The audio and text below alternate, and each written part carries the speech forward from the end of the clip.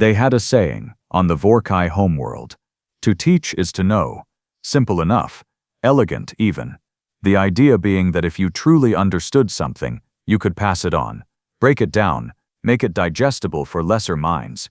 The Vorrkai loved that saying. They repeated it at every academic convocation, every military graduation, every ceremony where someone received a badge or a medal or a particularly shiny pin for their chest. They were, by galactic consensus, the finest military instructors in the known universe. 17 species had sent their soldiers through Vorrkai training programs. 17 species had come back sharper, faster, more disciplined. So when the Galactic Coalition decided that humanity needed to be brought up to speed, the Vorrkai volunteered immediately. Nobody thought to warn them. The assignment came down through official channels, stamped with the Coalition's 7-pointed seal, and worded in the careful diplomatic language that bureaucrats use when they're trying not to say something directly alarming. The Vorrkai High Command read phrases like unconventional adaptability and non-standard behavioral patterns, and recommend patience during initial assessment phases, and they nodded along, assuming this was standard Coalition boilerplate for your new students might be a little rough around the edges. Commander Seva Thrin, a 20-year veteran of Vorrkai military instruction, was put in charge of the operation. She had trained the Chalkari, who breathed methane. She had trained the Droon, who had 4 arms and a debilitating cultural obsession with personal honor that made every single drill into a potential duel. She had trained the Pollock, who, bless their 6 hearts, couldn't run in a straight line due to an evolutionary quirk involving their inner ear canals. She had handled all of it with grace, precision, and a patient firmness that her colleagues deeply admired. Seva Thrin was not prepared. She arrived at the human training facility on a Tuesday. Humans, it turned out, had names for their days, which was already slightly odd. She stepped off the transport with her second-in-command, Instructor Vale Dawn, and her 2 senior assessment specialists, Corey Preth and Ishan Mool, 4 highly decorated, extensively experienced Vorrkai military professionals, each of them having dedicated their careers to the refinement of combat potential in alien species. The first human they encountered was a soldier named Corporal Tadashi Reyes, who was sitting on an equipment crate, eating something orange out of a crinkly bag, wearing sunglasses despite being indoors, and reading a physical paper book, which Seva's translator told her was titled, How to Win Friends and Influence People. She stared at him. He looked up, regarded her 4-eyed face, her slate-gray skin, her perfectly pressed instructor's uniform with the 7 commendation stripes, and said, "Oh hey, you the alien teachers? Cool. We were wondering when you'd show up. I'm Tadashi. You want some chips?" He held out the bag. Seva processed this for a long moment. "We do not consume chips," she said. "More for me," Tadashi said, and went back to his book. Vale Dawn leaned close to Seva and whispered, "Should I log this as a discipline issue?" Sci-Fi thought about it. "Log it as an anomaly. We'll see if there's a pattern." There was, very much, a pattern. The training facility housed a unit of 40 human soldiers, designated as Squad Rho, chosen specifically to receive the Vorrkai program. They were, according to Coalition data, mid-level infantry, not the best humanity had to offer, not rookies either, but somewhere in the middle, average by human standards. Seva had requested average. She liked to build from a baseline. What she got was 40 people who appeared to have collectively decided that the normal rules of how soldiers behave did not apply to them. The first morning muster was scheduled for 0600 hours. This was standard. Every species understood punctuality. Even the Droon, who had literally fought a small internal war over whether showing up on time was honorable or submissive, had eventually learned to be at muster by 0600. At 0600, 37 of the 40 soldiers were present.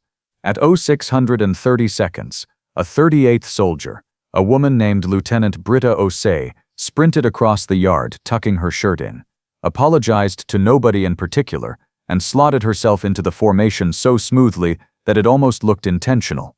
The 39th soldier, Private Fenwick Ayala, arrived at 0602 minutes, jogging, holding 2 cups of something hot and steaming, one of which he handed to the soldier beside him before snapping to attention. The 40th soldier was never found that morning. They later discovered he had fallen asleep in a supply closet. This was, the other humans told Seva with complete seriousness, a Tomaszewski thing, as if this explained everything. His name, it turned out, was Corporal Ozzy Tomaszewski, and he did this regularly, and the rest of the unit had apparently factored it into their planning. Seva called the unit to attention and introduced herself, her team, and the Vorrkai program. She explained the curriculum, physical optimization drills, tactical scenario exercises, weapons discipline reviews, and psychological resilience conditioning. She explained that the program had produced the finest soldiers in 17 species. She explained that she expected them to take this seriously. 40 humans looked at her with expressions she could not entirely interpret. Some were attentive. Some looked like they were trying to decide if she was joking.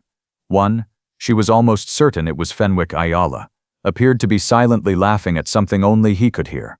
"Any questions?" she said. 14 hands went up simultaneously. The questions, once she began taking them, were not what she expected. She had anticipated tactical questions, maybe some concerns about physical benchmarks, perhaps a query about grading. The Droon had asked about whether finishing first in any exercise would earn individual honor. The Chelkari had asked about atmospheric accommodations. The Pollock had asked, at great length and with visible anxiety, whether they were going to be judged on their running.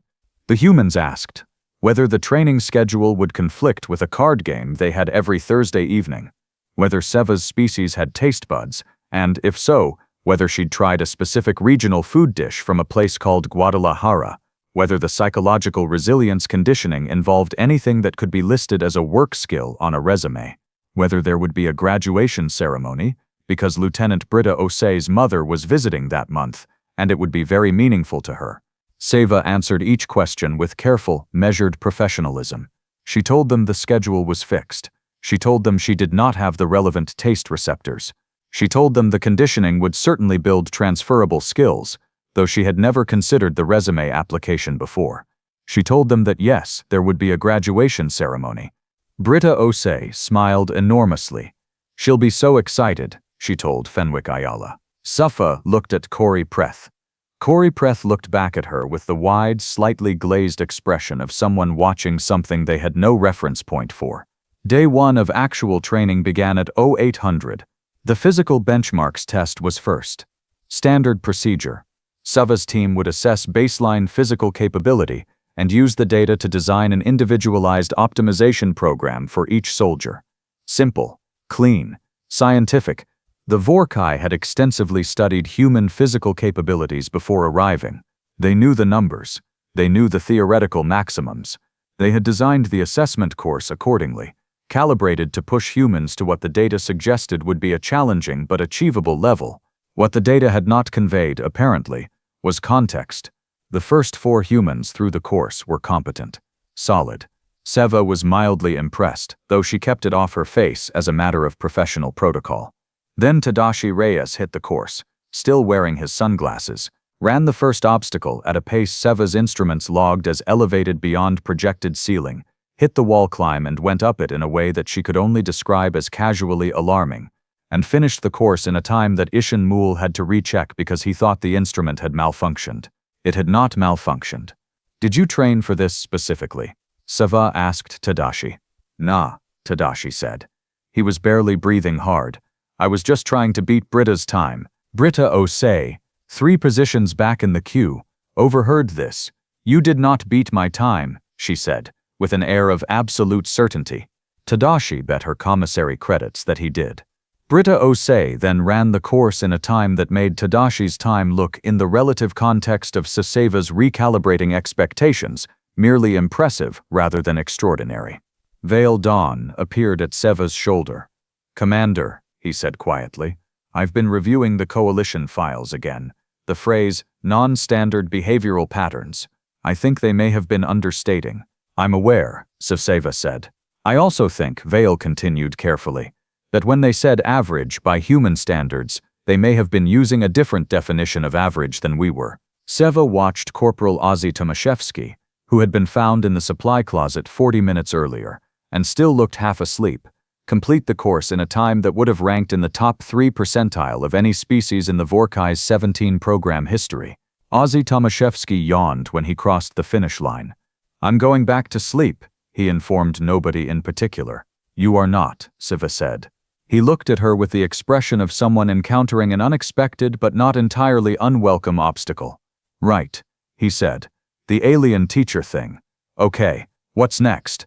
What was next was the tactical scenario exercise, which Seva had designed specifically to test unit cohesion, communication under pressure, and individual decision-making capability. It was a simulation Vorrkai instructors called the Fractured Advance, 40 minutes, simulated hostile terrain, an objective at the far end, and enough complications layered in to ensure that no unit, no matter how good, ever completed it without making at least 3 significant strategic errors. The point wasn't success. The point was to observe how a unit handled failure in real time. Safa had run this simulation with every species she'd ever trained. The Kelkari had failed it in 11 minutes. The Droon had succeeded at the objective, but triggered 3 separate honor disputes in the process, which she counted as a net loss. The Polek had run in circles for 19 minutes before collectively sitting down and asking for a hint. She briefed Squad Rho, gave them the parameters, told them the clock was running, and stepped back with her assessment team to observe. Squad Rho looked at each other for about 4 seconds. Then Britta Osei said something to the group in a tone Safa's translator tagged as informal command register, and the 40 soldiers moved. They did not move the way Seva's data models had predicted. The data models, built on 17 species worth of tactical behavior, expected a period of formation selection, a command hierarchy clarification, and a tentative first advance, standard, predictable. What Squad Rho did was something that Corey Preth later described in her assessment notes as apparently improvised but structurally coherent in retrospect, which was the most diplomatically confused sentence Seva had ever seen in an official document.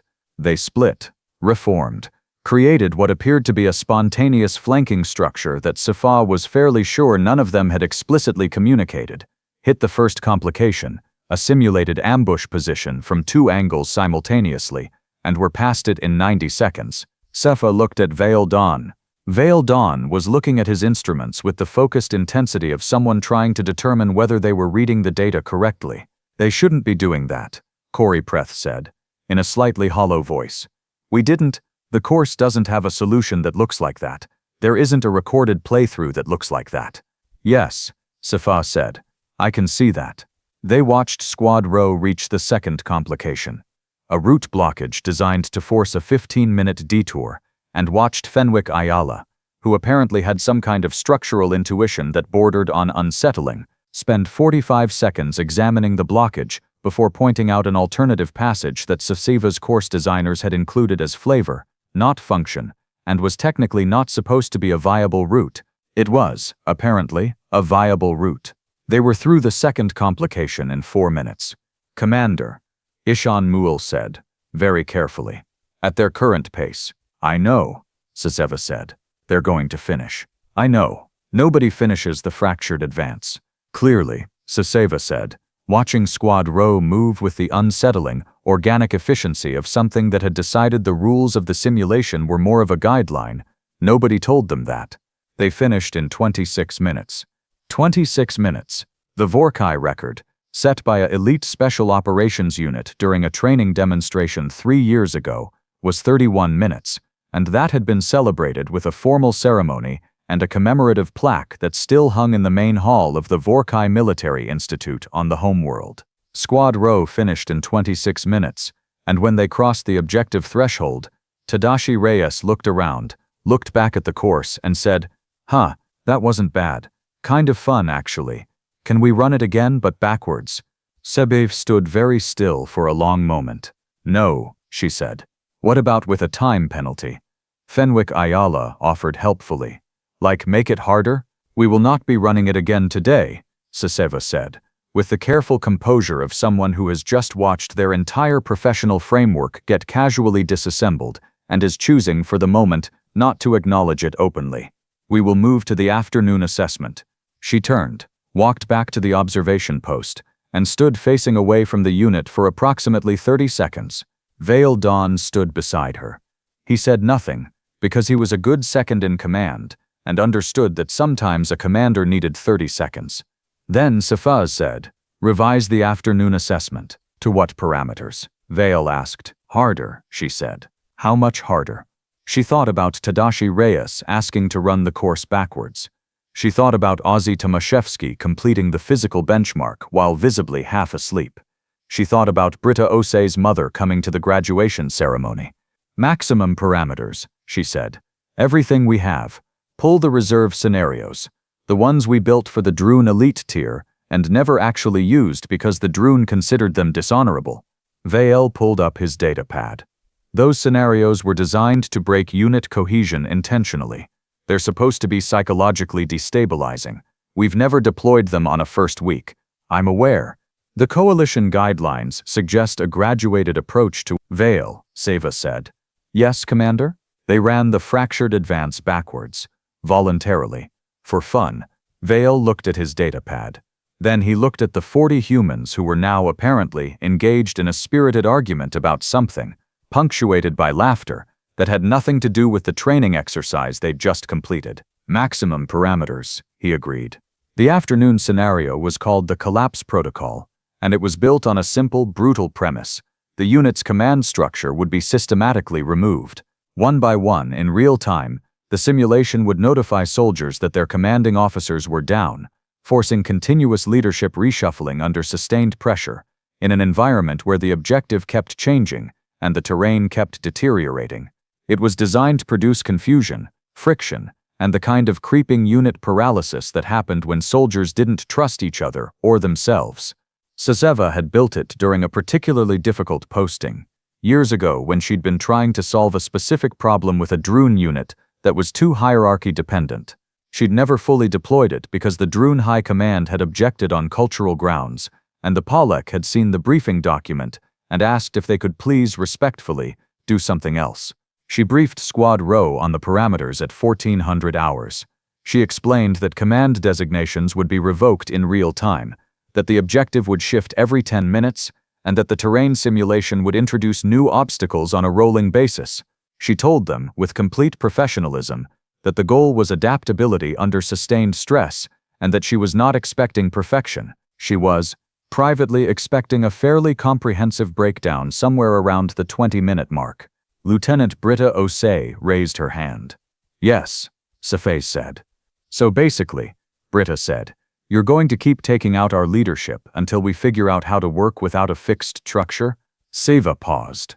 That was, in fact, exactly the design principle, stated more directly than she'd stated it herself. "That is one way of characterizing it," she said carefully. Britta nodded slowly. She turned to the unit and said, "Okay, so it's basically that card game we play on Thursdays but with guns and terrain."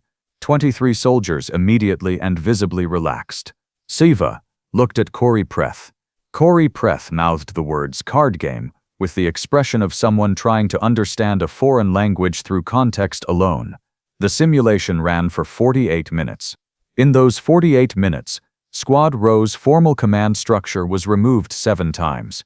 7 times, Saseva's team transmitted the officer down notification, expecting the accompanying hesitation, the scramble for reorganization, the critical seconds of paralysis that the scenario was designed to exploit. What happened instead was difficult to describe in standard assessment language, which was why Corey Preth's notes from that afternoon became increasingly fragmented as the exercise went on. The first notation read, "Unit absorbed leadership removal within 4 seconds, reorganized laterally, no measurable hesitation."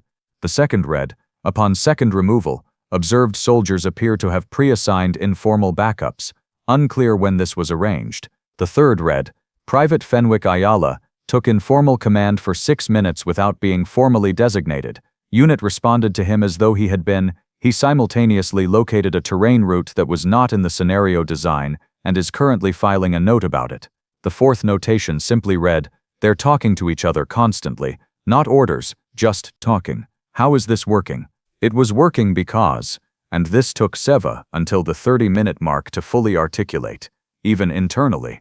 Squad Rho did not appear to experience a command vacuum the way other species did. For most species, the removal of a designated leader created a genuine structural gap. There was a hierarchy, and when the top of the hierarchy was gone, The unit had to consciously rebuild it. It took time. It took friction. For Squad Rho, the hierarchy seemed to be decorative, functional when present, irrelevant when absent, because underneath the formal structure was something more fluid and persistent. They knew each other. They knew what each other was good at. When Britta went down, Tadashi didn't wait for permission to start making decisions. He just made them, and nobody needed to be told to follow, because they'd apparently already decided they trusted him in situations that called for speed. When Tadashi went down 12 minutes later, Fenwick stepped up without a word, and when Fenwick needed to focus on the terrain problem he'd found, Ozzy Tomaszewski, who had to this point been categorized primarily as sleep-prone in Cepha's assessment files, quietly and competently began coordinating the rear elements with the calm efficiency of someone who had been waiting for exactly this kind of situation. Saseva watched Ozzy Tomaszewski manage a three-way split unit reorganization, while simultaneously eating something from a pocket, and realized she had fundamentally miscategorized him. She had fundamentally miscategorized all of them. At 48 minutes, Squad Rho completed the collapse protocol. The objective they completed was the fourth one. Seva had shifted it 3 times, each time expecting the change to create the crisis point that would finally expose the unit's limits, and they completed it with 6 soldiers down under simulation conditions, their formation looking nothing like it had at the start, having improvised 3 separate solutions to terrain obstacles that hadn't existed in any version of the scenario Seza had ever designed. When Cepha called the simulation, Britta Osei looked back at her across the training ground and said, "Was that the whole thing? We thought there'd be more." Cepha stood at the observation post for a long moment. Then she turned to Valdon and said, "Get me the coalition files. The original ones, not the summary. The full assessment data on human military history." Vale looked at her. "Right now?" "Right now," she said. She spent that evening reading. It was, she would later tell colleagues who asked about the assignment, a formative experience, not because the data itself was surprising. Coalition data was thorough and well organized, but because of the gap between reading statistics about human military history and watching Squad Rho run the collapse protocol, and then reading those statistics again with a different set of assumptions. Human military history was, objectively speaking, extremely alarming. Not because humans were uniquely brutal, several species had more violent historical records, but because of the specific texture of how humans had developed military capability. Other species had built upward from survival necessity toward structured warfare, and their military traditions reflected that progression. Clean hierarchies, defined roles, clear doctrine. Humans had somehow managed to develop rigorous doctrine and simultaneously produce a cultural capacity to throw the doctrine out entirely and improvise something new on the spot, and then this was the part Seva kept returning to. Write down what they'd improvised, analyze it, argue about it extensively, and absorb it back into the doctrine for next time.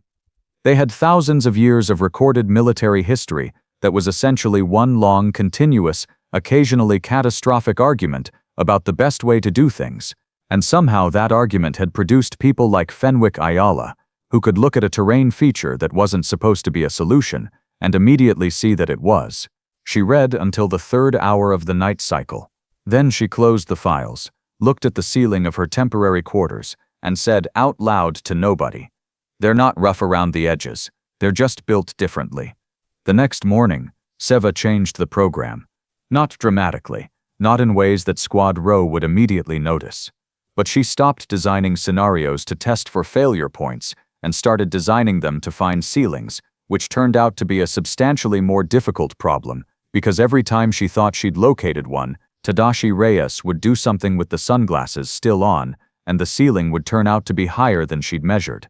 She introduced the cooperative intelligence exercise on day 4, a multi-team problem that required 2 groups to coordinate without direct communication, relying on inferred intent and behavioral prediction. It was a graduate-level exercise normally reserved for species that had completed at least 6 weeks of the program. She gave it to Squad Rho on day 4 because she was running out of standard material. They solved it in 2 iterations, and in the debrief, Ozzy Tomaszewski explained the solution so clearly and concisely that Vile Dawn asked if he could record it for future training materials. "Sure," Ozzy said. "Can I go take a nap after?" Absolutely not, Siva said, and then looked at Vile and said quietly, record it. By the end of the second week, a thing had happened that Siva had not fully anticipated, which was that she had started to genuinely enjoy herself. This was unexpected. Siva was a professional. She found satisfaction in her work, took pride in it, but enjoyment was a different thing entirely. The Droon had been professionally rewarding.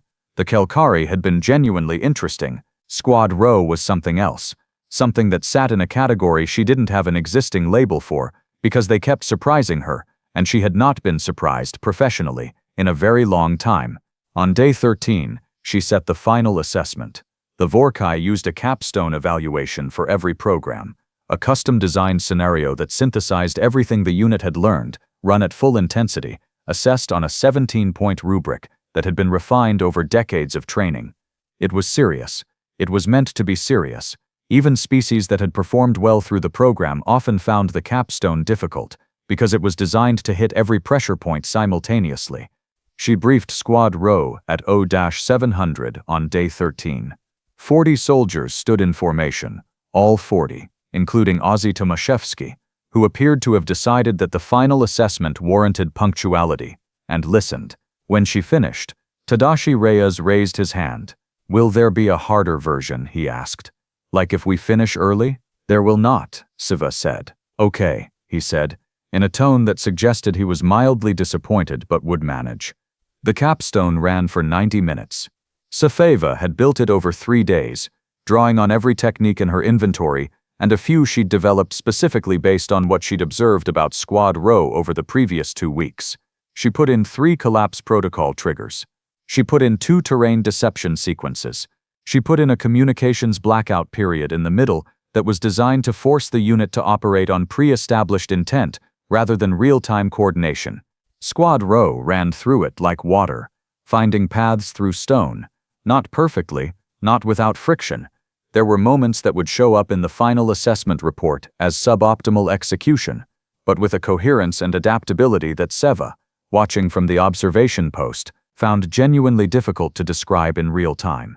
She kept reaching for assessment language and finding it slightly insufficient. They completed it in 63 minutes. All objectives, all simulated personnel intact. The communications blackout period, which Seva had privately expected to be the crisis point, had produced exactly 7 minutes of visible uncertainty before the unit had shifted to a behavioral coordination system that appeared to be based on an inside reference to the Thursday card game, which Seva had heard enough about at this point to vaguely understand. When the simulation ended, Seva stood in front of Squad Rho and looked at them for a moment. Then she said, "You pass." Britta Osei smiled.